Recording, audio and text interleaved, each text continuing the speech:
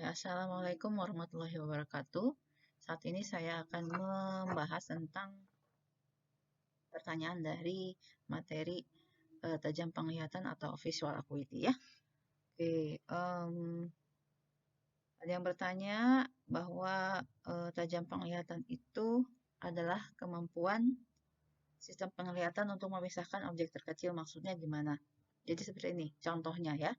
Contohnya kita misalnya melihat ada suatu sinar pada kejauhan. Ternyata ketika jaraknya semakin dekat, ternyata itu satu sinar itu bukanlah satu sinar, melainkan dua sinar. Contohnya apa? Contohnya adalah, misalnya adalah sinar dari mobil. Nah, kalau kejauhan kan kelihatannya satu tuh.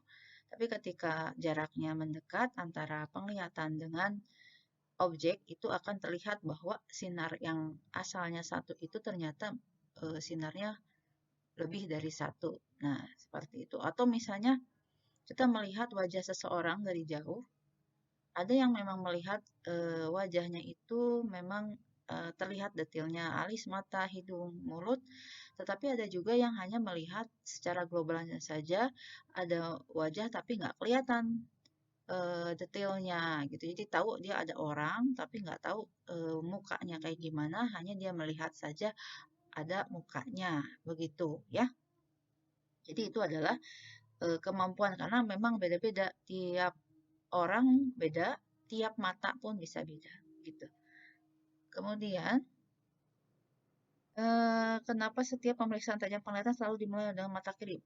Maksudnya bukan gitu, di PowerPoint saya eee, tuliskan, lakukan yang sama ya, lakukan yang sama, tahapan yang sama pada mata kiri. Jadi sebenarnya adalah mata kanan yang pertama dilakukan pemeriksaan. Kenapa pada mata kanan dulu? Karena kalau mata kanan kita, kalau meriksa pasien itu kan, posisinya, saling berhadapan.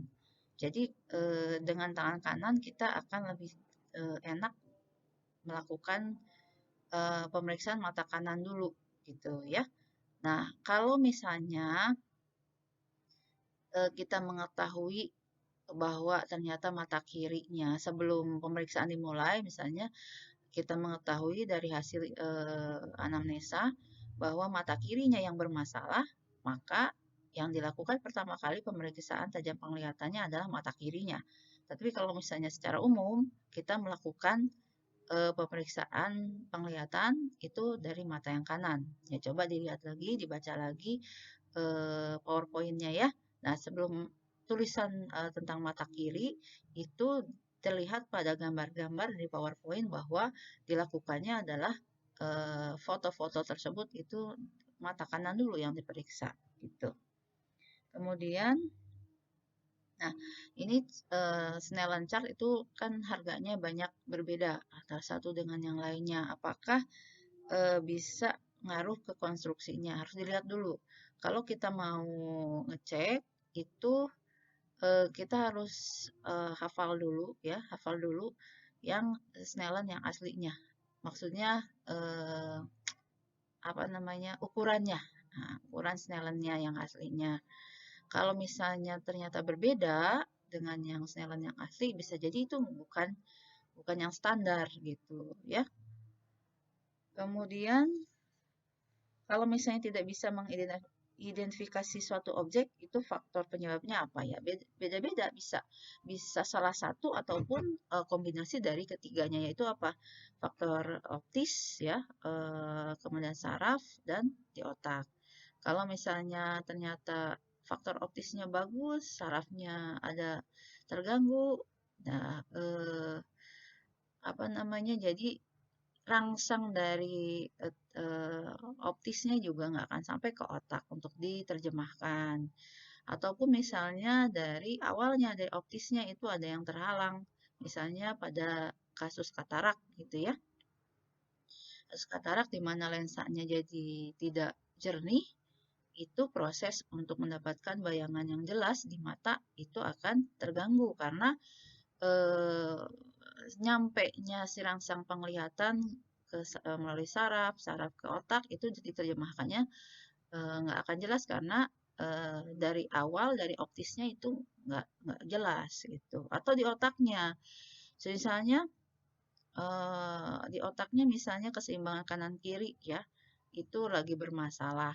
Nah, ketika penglihatannya ternyata misalnya optisnya bagus, sarafnya bagus, tapi ketika pas di otaknya ada bermasalah juga dia nggak akan bisa melihat dengan benar gitu ya. Kemudian apakah harus melakukan pemeriksaan hyperacuity? Itu nggak usah. Jadi kita bisa memakai Snellen chart.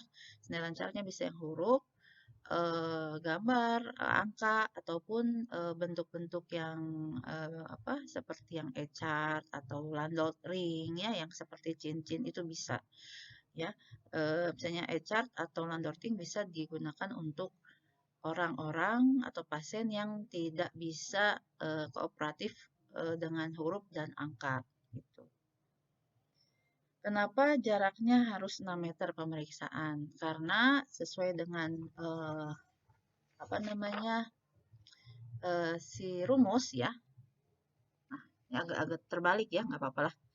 Jadi ini D itu dioptri ya, D sama dengan 1 per F, di mana D adalah kekuatan refraksi yang nilainya adalah dioptri, F adalah fokus, ya fokus dalam meter jaraknya. Nah, kalau misalnya kita jaraknya 6 meter, D sama dengan 1 per 6, itu hasilnya 0,1667 gitu. Nah, berarti kurang dari 0,25 dioptri, jadi dianggapnya mata sedang dalam keadaan istirahat. Begitu. Kenapa harus 6 meter? Nah, gimana kalau 5 meter? Kalau 5 meter, kita balik lagi ke rumusnya, ya. Dia sama dengan 1 per 5, berarti hasilnya 0,2. Sebenarnya ini mendekati ya, 0,25 dioptri. Makanya bagusnya sih di 6 meter, tapi masih dibolehkan jaraknya 5 meter. Nah, gimana kalau misalnya yang 4 meter atau kurang? Nah, ini contohnya 4 ya. Berarti 1 per 4 itu udah 0,25 dioptri. Berarti ada akomodasi sebesar 0,25 dioptri ketika si pasien melihat. Nah, hal itu mengakibatkan adanya akomodasi sehingga nanti hasilnya pun harus kalau kita koreksi itu harus dihitung ini ya, dihitung. Misalnya nanti hasilnya -1, berarti nanti harus ditambahkan ini gitu ya. Makanya bagusnya adalah di 6 meter pemeriksaannya. Kemudian maksud dari kekejangan otot itu gimana? Jadi pada khususnya pada hipermetrop, itu kan yang namanya hipermetrop laten, itu dikarenakan bahwa si otot-otot siliar terutama itu dia kejang. Kejangnya maksudnya adalah dia dalam posisi bekerja terus di mana si pupil menjadi kecil gitu. Kalau pupil kecil itu berarti akan ada akomodasi, itu barengan itu. Kalau ada pupil kecil mengecil, itu pasti ada gerakan mata ke tengah ya, dan pasti ada akomodasi lensa, lensanya mencembung, itu pasti barengan. Nah, kalau misalnya eh, apa? Kalau misalnya kekejangan otot, dia akan membuat siliarnya akan kecil. Jadi pasti itu akan ada akomodasi. Nah, jadi sebenarnya kalaupun dia bisa melihat huruf gitu ya, tapi itu tidak dalam keadaan rileks, tapi ada akomodasinya. Nah, itu yang disebut dengan kekejangan otot. Jadi kita harus apa ya, aware terhadap terutama untuk kelainan hipermetrop ya. Jadi memang hipermetrop itu kayak gitu.